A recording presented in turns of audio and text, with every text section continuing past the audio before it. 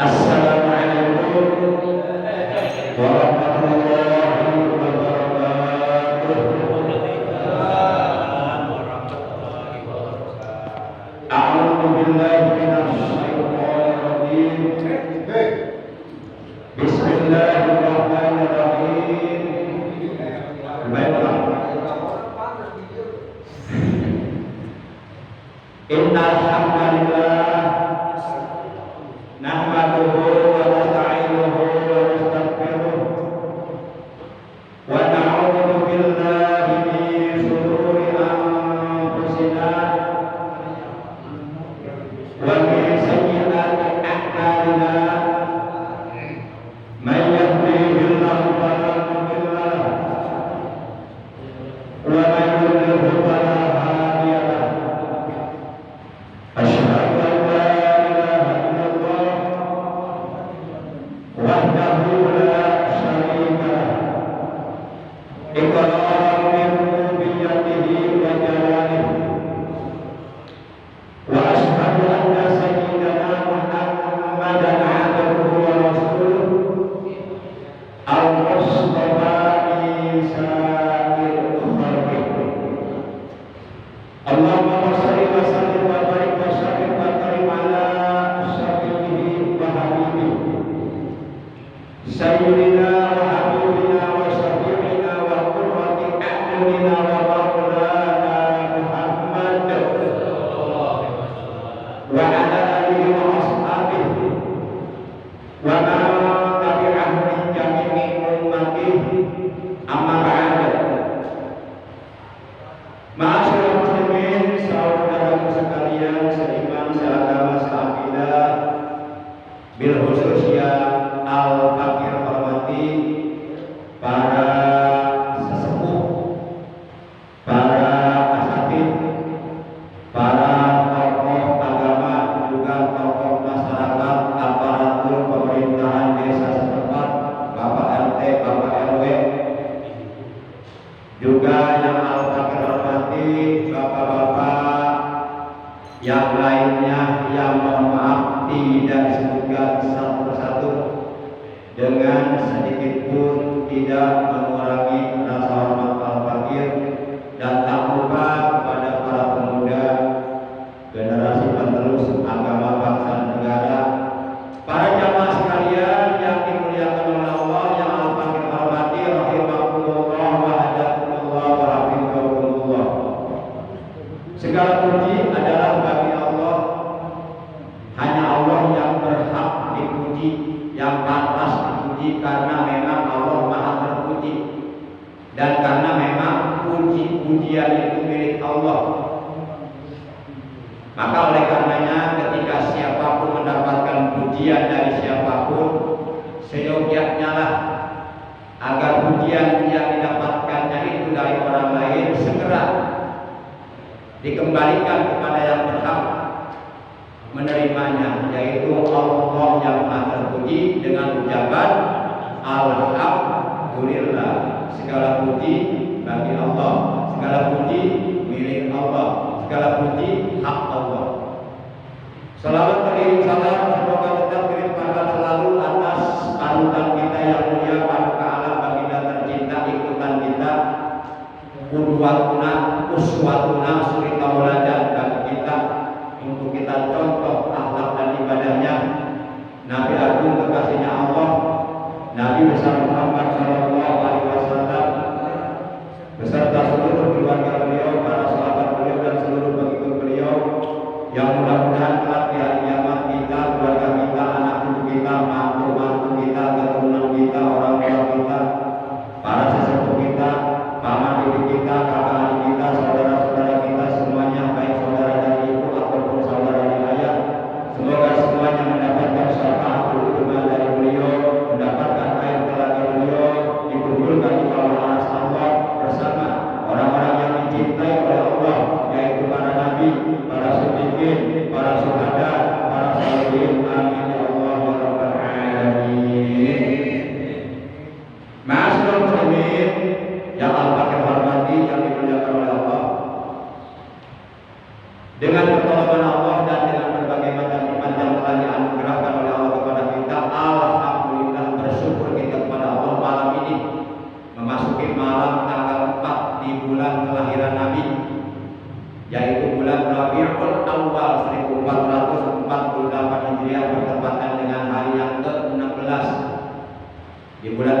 Agustus, bulan di mana Indonesia diproklamasikan.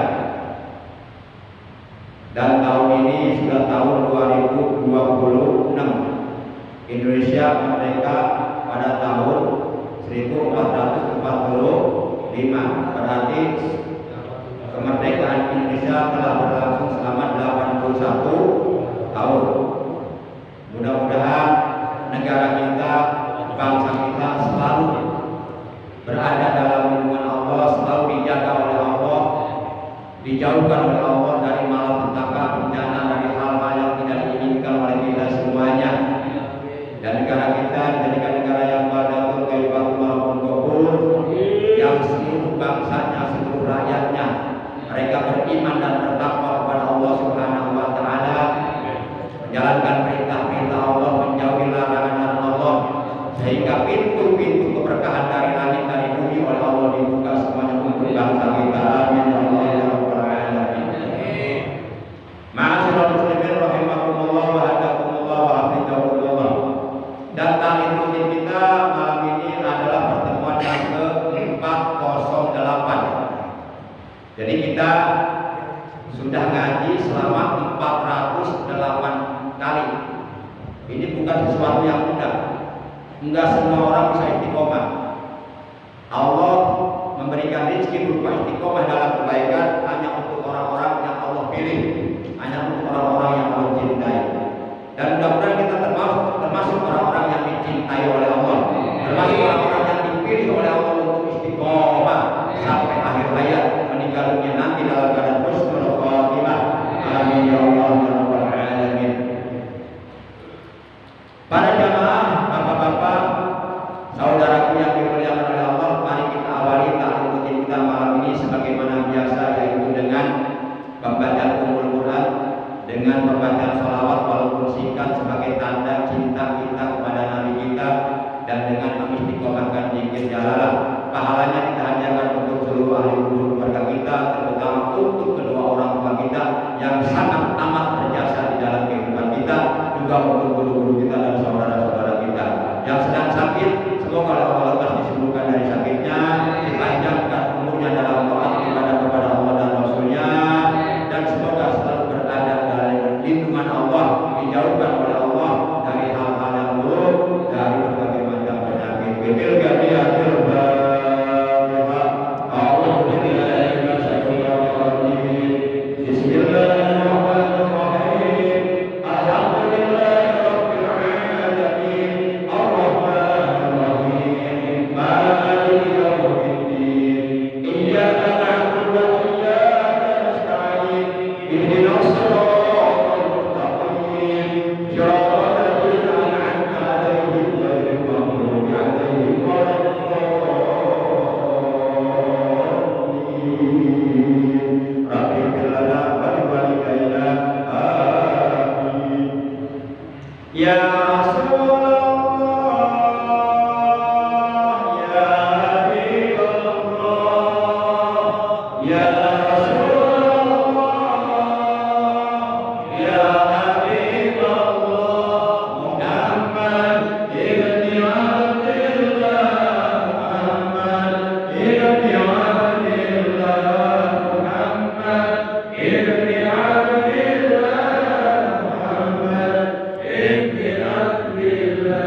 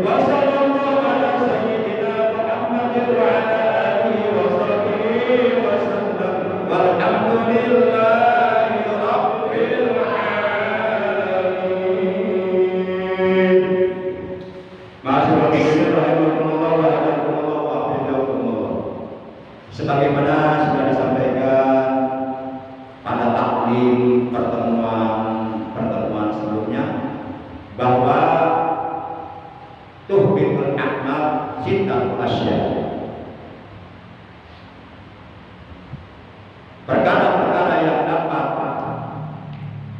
merusak amal, yang dapat melenyapkan, menghilangkan pahala dari berbagai macam amal kebaikan yang kita lakukan, itu jumlahnya ada 6. Bapak-bapak masih ingat yang pertama, al-istighalu bi uyubin nas, sibuk ngurusin aib orang lain. Yang kedua, wa qaswatul qalbi, keras hati. Yang ketiga, hubbud dunia, terlalu cinta dunia. Nah, sekarang kita lanjutkan yang keempat, waqillatul haya, sedikit rasa malu. Padahal di dalam kitab Syu'abul Iman terdapat sebuah hadis yang menyatakan bahwa al-haya'u minal iman, atau al-haya'u syu'abun minal iman. Rasa malu itu adalah merupakan cabang bagian daripada iman. Artinya, sepanjang manusia masih memiliki rasa malu, terutama malu kepada Allah. Kadang-kadang kebanyakan umat manusia, kadang-kadang kebanyakannya malu sama manusia, sama Allah, hilang rasa malunya. Mana buktinya? Buktinya ketika dia berdua-duaan dengan pacarnya, dengan perempuan yang mojok-mojokan, dia tidak merasa malu sama Allah, padahal saat itu Allah melihatnya apa yang dia lakukan. Dia hanya merasa malu sama manusia. Akhirnya perbuatan maksiat yang dilakukannya, dia bersembunyi dari penglihatan manusia, padahal Allah melihatnya.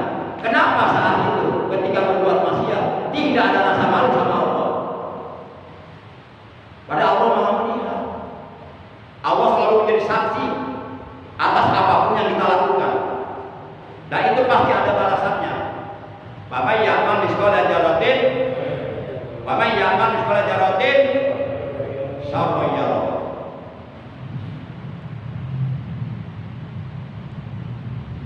Nah, kalau manusia rasa malunya sudah hilang, itu menjadi tanda, bahkan menjadi manifestasi, menjadi bukti yang akurat.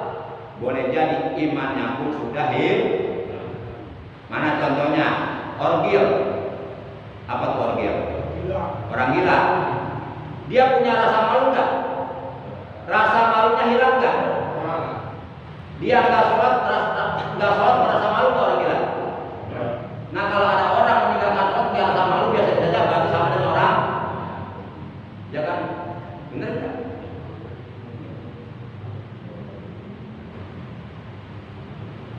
Tidak ada rasa malu ketika berbuat dosa. Nauzubillah dari itu boleh jadi imannya sudah hilang, atau paling tidak imannya rusak. Makanya kita jaga rasa malu. Orang kalau masih punya iman, ketika datang bulan Ramadan tidak berpuasa, pasti dia merasa malu kepada Allah. Tapi ketika umpama di bulan Ramadan orang makan, minum di tempat umum, di tempat terbuka, merokok, dengan sedikit pun tidak ada rasa malu, boro-boro malu kepada Allah, rasa malu kepada manusia pun tidak ada, dan dia tidak menghargai saudara-saudaranya seagama yang sedang berpuasa, padahal orang-orang kafir menghargai kita, maka orang tersebut berarti imannya sedang keluar. Maka oleh karenanya ketika Allah akan memerintahkan ibadah puasa Ramadan, yang dipanggil oleh Allah orang yang beriman, karena antara iman dan malu itu sangat erat kaitannya. Padahal puasa Ramadan adanya bukan dalam rukun iman, adanya dalam rukun syahadat, sholat, zakat, puasa Ramadan. Tapi kenapa ketika Allah akan memerintahkan puasa Ramadan yang dipanggil oleh Allah, ya ayyuhalladzina amanu, hai orang-orang yang beriman, kutiba alaikumusiyam, telah diwajibkan atas kalian puasa. Allah tidak mengatakan ya ayyuhalladzina aslamu, kutiba alaikumusiyam, hai orang-orang Islam, telah diwajibkan atas kalian puasa. Allah tidak mengatakan demikian, tapi yang Allah katakan ya ayyuhalladzina amanu, hai orang-orang yang karena orang yang beriman menahan lapar dan haus dan menahan seluruh hawa nafsunya, anggota badannya dari perbuatan dosa, dari mulai terbit fajar shadiq sampai terbenam matahari di waktu maghrib. Ini hanya dengan kekuatan iman. Kalau imannya lemah nggak bisa itu. Para jamaah yang dimuliakan oleh Allah Subhanahu wa taala. Kemudian selanjutnya sekarang yang kelima. Yang merusak amal yang kelima adalah tulul amal. Tulul itu panjang. Al amal itu angan-angan. Awas, ada pakai ain, ada pakai hamzah. Kalau pakai ain al amal artinya perbuatan. Tapi kalau pakai hamzah al amal artinya angan-angan. Beda antara al amal dengan al amal. Al amal perbuatan, al amal berarti angan-angan. Tulul amal panjang angan-angan. Loba ngahayal, loba teu ngahayal, kayak gawe eueuh. Ngahayal dan kurang buka mobil berjalan ke anu. Terus di esuk ketika maghrib ketika isuk deui nangkep tuut bari ngahayal. Andai kata jika umpama misalnya seandainya aku kaya, aku akan begini. Kata saya pernah ini makanan dua nih, empuk nih. Udah gua masuk aja deh. Gila jadi. Nah udah bilang nih. Tulul amal itu dilarang oleh agama, hukumnya haram menurut para ulama di tasawuf. Orang yang beriman tidak boleh banyak angan-angan, tidak boleh panjang angan-angan. Udah hidup banyak bersyukur, jangan banyak angan-angan. Hidup apa adanya, lakukan apa yang kita bisa lakukan. Para jamaah yang dimuliakan oleh Allah Subhanahu wa taala. Karena kalau kita banyak angan-angan atau panjang angan-angan, itu menyebabkan kita bisa lupa mati. Lupa mati bahaya enggak? Lupa mati bahaya enggak? Bahaya. Orang kalau sudah lupa akan kematian, dia akan hidup sakar dewek, hidup semau gue, hidup sakaratnya semaunya, menghalalkan segala macam cara untuk mendapatkan kesenangan, untuk mendapatkan dunia, untuk mendapatkan harta, untuk mendapatkan tahta, untuk mendapatkan wanita. Dia perturutkan hawa nafsunya, dia berbuat dosa, hidupnya bergelimang dengan dosa, seakan-akan kesehariannya penuh dengan dosa, jauh dari kebaikan, jauh dari Allah, jauh dari ibadah, karena lupa mati. Coba orang kalau ingat mati, aduh, masa saya harus berbuat zina? Takut mati ya? Gimana kalau saya umpama? Kan saya nggak tahu kalau mati datangnya kapan. Gimana kalau saya lagi berbuat zina tiba-tiba datang malaikat Jibril mencabut nyawa saya? Apakah saya harus meninggal di atas perut pelacur? Naudzubillah min. Akhirnya perbuat zina nggak jadi karena takut mati. Coba kalau lupa mati, berbuat zina enggak?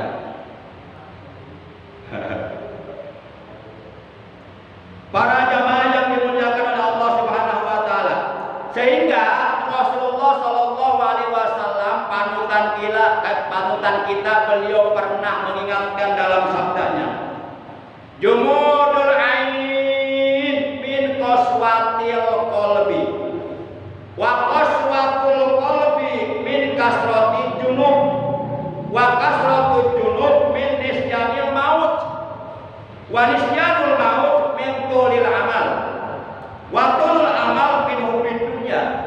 Wa hubbid dunya ra'su kulli khati'ah.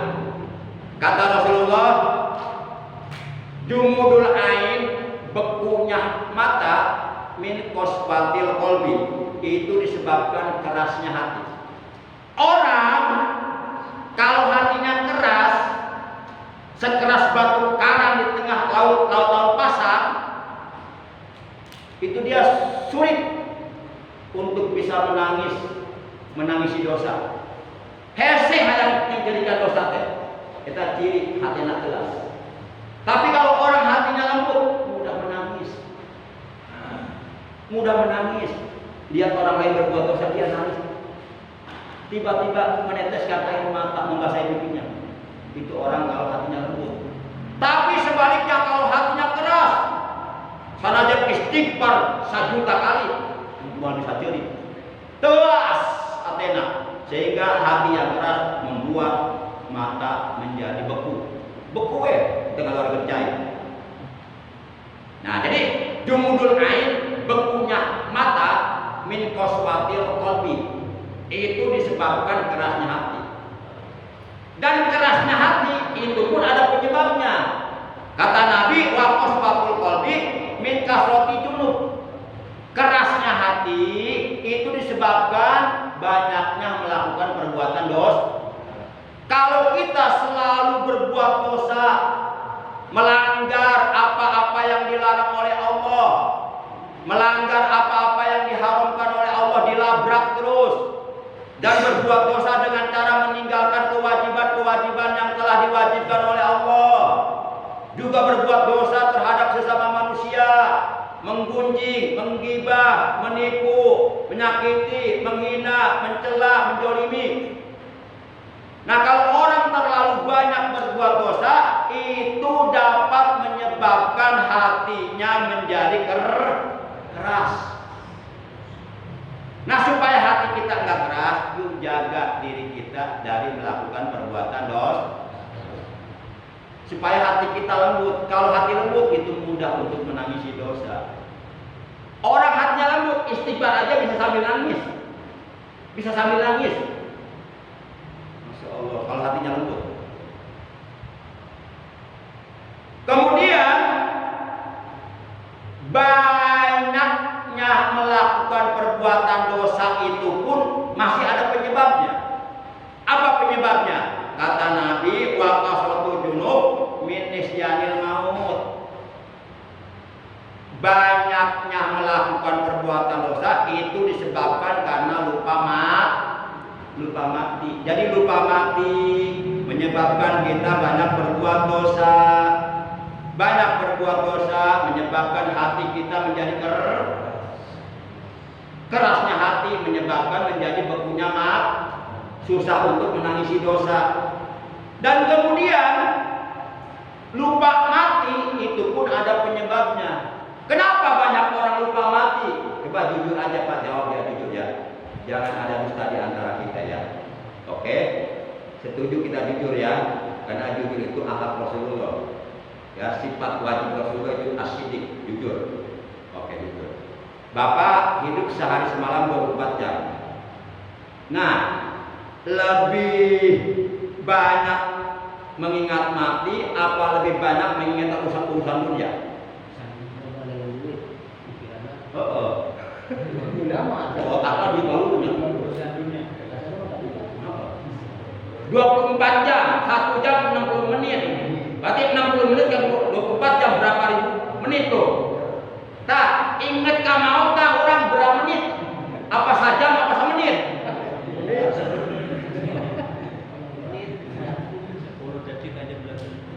Padahal mengingat kematian itu ibadah.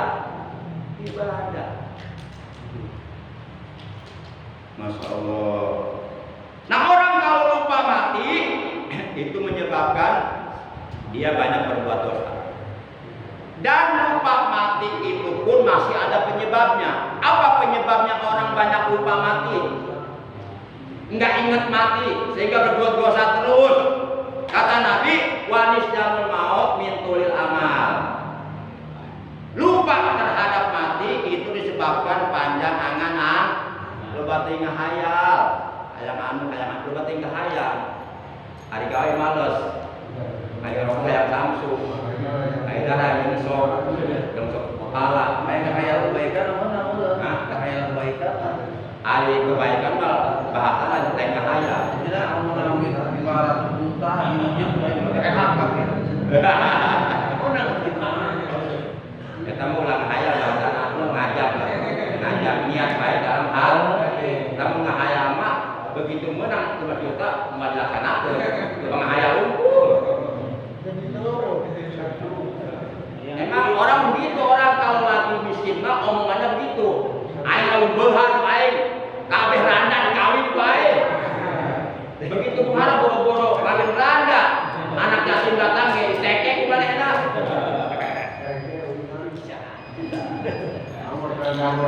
Pada anak yatim mana ada eta.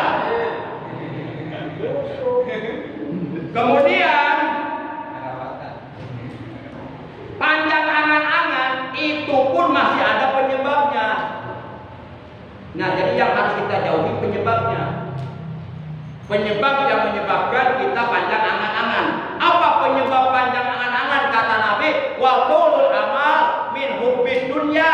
Panjang angan-angan itu disebabkan karena terlalu cinta dunia. Itu bisa harta, dunia itu bisa wanita, dunia itu bisa tahta atau jabatan. Harta, tahta, wanita itu semuanya disebut dunia. Dan syaitan akan menyesatkan, merusak, membinasakan orang-orang beriman. Senjata yang paling ampuh digunakan oleh syaitan untuk merusak orang-orang yang beriman, untuk merusak imannya, merusak amalnya, ada 3, yaitu harta, tahta, wanita. Berapa banyak orang menjadi kafir gara-gara harta? Berapa banyak orang saling bunuh-membunuh gara-gara berebut harta, berebut warisan? Berapa banyak orang mati menjadi kafir gara-gara wanita? Ya kan? Rela melepaskan agamanya demi menikahi wanitanya yang cantik yang bukan orang pindah agama. Nauzubillah min. Berapa banyak orang imannya rusak karena dia mengejar-ngejar jabatan, sampai banyak orang yang pengen jadi anu nggak jadi gila. Banyak kan? Tahun berapa tahun yang lalu calon anggota DPR yang jadi gila kan ya? Kenapa? Karena dia udah banyak keluar uang, jadi mantap, stres. Nah, jangan terlalu panjangan anak-anak, hidup apa aja aja, kona'ah, hidup banyak bersyukur. Kalau cita-cita boleh, tapi cita-cita harus diimbangi dengan ikhtiar, dengan usaha dan doa. Kan begitu, berjuang sekuat tenaga, ya. Tetapi jangan lupa perjuangan harus pula disertai doa. Ini kita mau batu dulu, kita mau rem tangan, kita mau ada itu mah.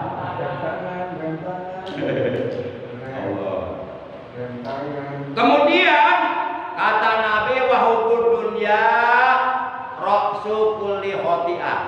Dan cinta dunia itu adalah sumbernya segala perbuatan dosa.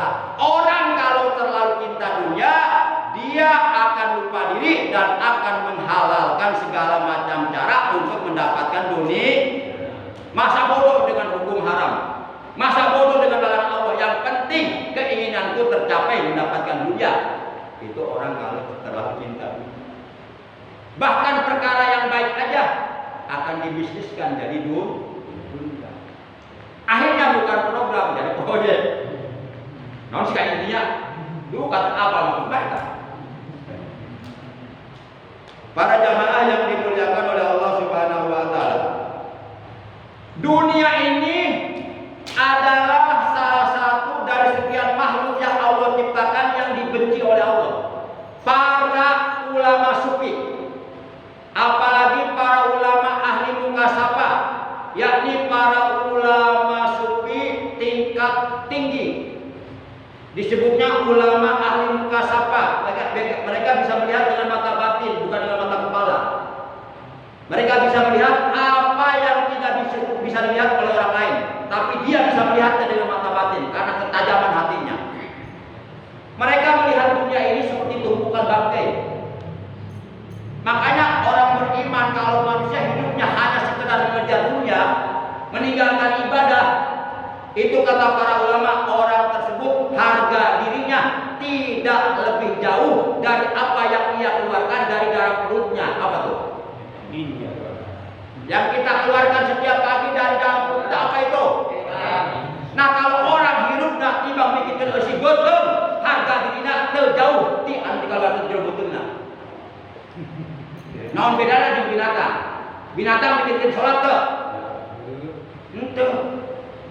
Lah kita mah bukan binatang, kita manusia, makhluk yang paling mulia. Supaya lebih mulia kita beribadah, menjalankan perintah Allah. kami tidak tetap mulia dunia dan akhir. Sehingga Rasulullah pernah bersabda, Inna Allah Ta'ala lam yahluk khalqan abghadha minad dunya wa innahu lam yandur ilaiha mundu khalaqaha. Sesungguhnya Allah tidak menciptakan sesuatu makhluk yang lebih dibenci oleh Allah daripada dunia. Allah tidak melihatnya saat Allah menciptakan dunia. Ketika Allah menciptakan dunia, Allah tidak melihat dunia itu. Allah ciptakan itu tidak lihat. Masya Allah. Makanya Allah benci kepada orang yang terlalu cinta dunia. Silahkan kita hidup di alam dunia, butuh dunia, betul nggak? Ibadah pun harus pakai dunia. Bangun pesantren pakai dunia, ibadah haji pakai dunia, ibadah umroh pakai dunia. Yang dilarang jangan terlalu dunia, akhirnya lupa ibadah, meninggalkan akhirat, menemukan akhirat dengan dunia. Itu yang nggak boleh. Kemudian idza talaqtum minad dunya say'an fata'assaru 'alaikum wa idza talaqtum minal akhirati say'an fatayassaru bikum atau fatayassaru lakum fa'lamu anna Allah Ta'ala yuhibbukum.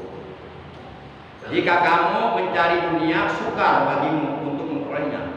Ari yang dunia hesya. Hayang kapan beas hari teh hese banget. Meni kuat banting pulang keras keringat pergi pagi pulang sore. Ini yang dunia hese banget. Bor-bor sampai beli mobil sampai harga hese. Nah, jika kamu mendapatkan kesukaran dalam mencari dunia, akan tetapi kamu mendapatkan kemudahan untuk mencari akhirat.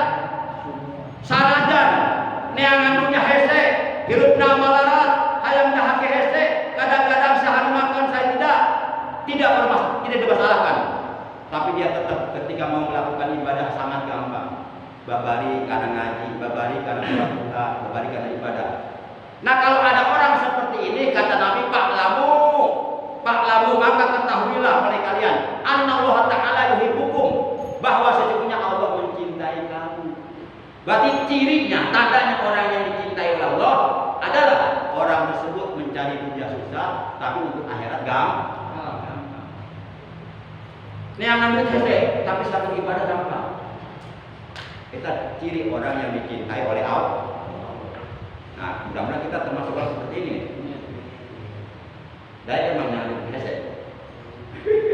Biasanya mau nyambut hese ibadah betul.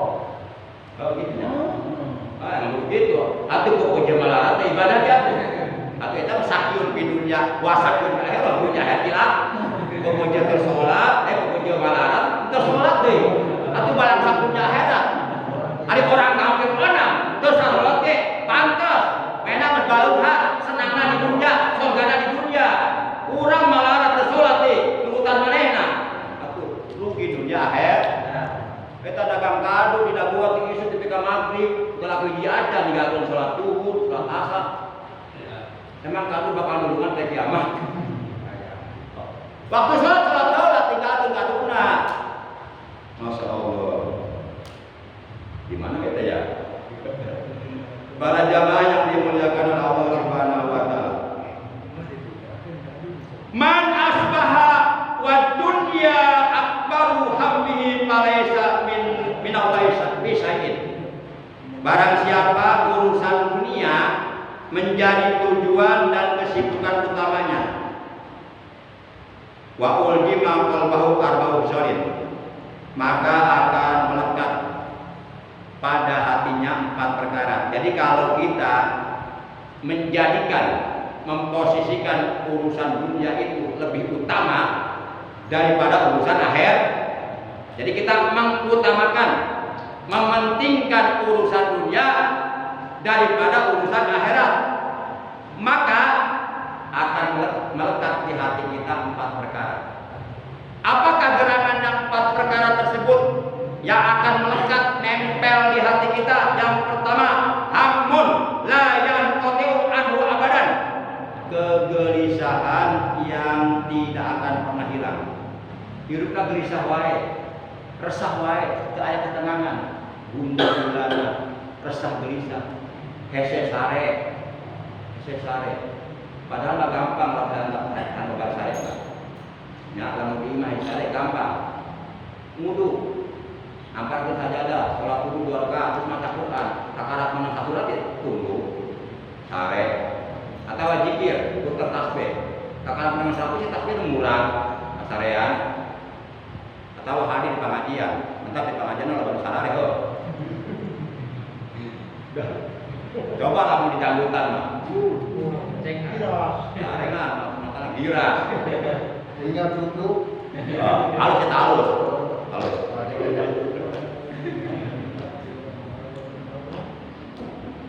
Kemudian syukrun la yatafarraqu minhu abadan, kesibukan yang tiada habis-habisnya untuk selama-lamanya. Kalau manusia terlalu mengutamakan dunia, terlalu mengutamakan kesibukan dunia daripada kesibukan akhirat, maka dia tidak akan pernah habis-habis. Dia akan terus sibuk dengan urusan dunianya. Tahu-tahu tanpa disadari dia lupa umurnya semakin berkurang. Ujung-ujungnya belum sempat ibadah, akhirnya hajat karena tahu sibuk urusan dunia. Silahkan udah cari nggak apa-apa yang halal yang barokah untuk menunjang kelancaran ibadah. Kemudian wasalisatu yang ketiga, fakrun la yablughu ginan abadan, kefakiran yang tidak akan mencapai kekayaan. Kalau terlalu mengutamakan dunia, itu akan nempel di hatinya kefakiran yang tidak akan mencapai kekayaan.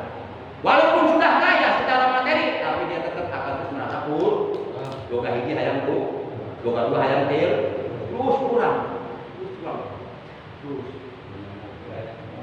Orang kalau hidupnya selalu merasa kurang, berarti orang miskin. Orang kaya yang sebenarnya orang yang hidupnya merasa cukup, nggak pernah merasa kurang, banyak bersyukur kepada Allah.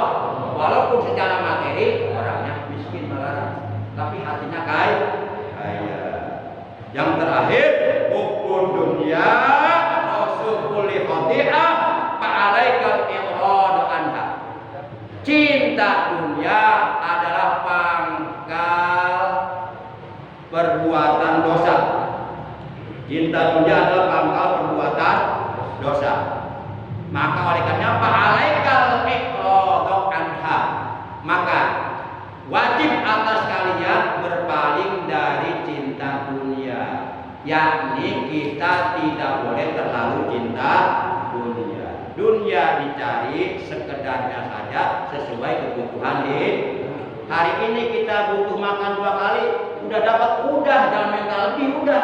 Yang penting hari ini bisa makan besok, nggak usah terlalu banyak angan-angan. Insya Allah. Para jamaah yang dimuliakan oleh Allah, lakin ahbib akhirataka, kamu tidak boleh terlalu cinta dunia. Lakin akan tetapi ahbib akhirataka, kamu harus mencintai akhiratmu. Nih, kalau orang cinta dunia, akhiratnya rusak, betul nggak? Orang terlalu cinta dunia, akhiratnya jadi rusak, akhiratnya tinggal. Dan sebaliknya, orang terlalu cinta akhirat, dunianya rusak. Kata Nabi, pilihlah olehmu, fa'aslu ma'alamayat wa'alamayatna, maka pilihlah oleh kamu yang kekal atas yang fana. Yang kekal dunia apa akhirat? Akhirat. Yang fana, yang akan binasa, yang akan hancur, yang akan rusak, dunia apa akhirat? Nah, kita oleh Nabi disuruh memilih yang kekal, meninggalkan yang fana. Jangan salah pilih, jangan memilih yang fana, meninggalkan yang kekal. Mengejar dunia, meninggalkan akhir. Tapi Islam mengajarkan keseimbangan. Tidak dikatakan kamu sebagai orang yang terbaik meninggalkan dunia untuk akhiratnya saja, atau sebaliknya meninggalkan akhirat untuk dunia saja. Akan tetapi kerjakan dua-duanya, dunia akhir, sesuai dengan doa kita, Rabbana atina fid dunya hasanah wa fil akhirati hasanah wa qina adzabannar. Jadi yang dilarang mah terlalu cinta dunia sampai lupa akhirat, sampai akhirat ditukar dengan dunia. Nah, itu yang dilarang. Gara-gara ini sampai iman melayang, sampai berbuat dosa besar, sampai berani korupsi gara-gara mengejar dunia. Jangan sampai. Kita bekerja diperintah, tapi kalau korupsi dilarang, haram. Betul nggak? Para jamaah, oleh karena sudah masuk waktu isya, ya udah lewat ya. Berarti udah masuk kan udah lewat? Belum. Iya, kalau udah lewat udah masuk kan. Kalau belum masuk pasti belum lewat. Oleh karena sudah masuk waktu isya, bahkan sudah lewat sampai Jogja ya. Kurang lebihnya Al-Fakir mohon maaf, terima kasih atas kehadirannya, atas perhatiannya. Mudah-mudahan apa yang kita bahas dari awal hingga akhir, semoga seluruhnya oleh Allah dijadikan ilmu yang bermanfaat, ilmu yang barokah, ilmu yang serta hidayah, ilmu yang dapat menyelamatkan kita, membahagiakan kita baik dunia maupun akhirat, dan mudah-mudahan dosa-dosa kita, dosa keluarga kita, saudara-saudara kita diampuni oleh Allah Subhanahu wa taala. Amin ya Allah ya rabbal alamin. Akhirnya mari kita tutup taklim kita dengan ucapan hamdalah. Alhamdulillahirabbil alamin. Subhanallahumma wa bihamdika asyhadu an la ilaha illa anta wahdaka la syarika laka astaghfiruka wa atubu ilaik.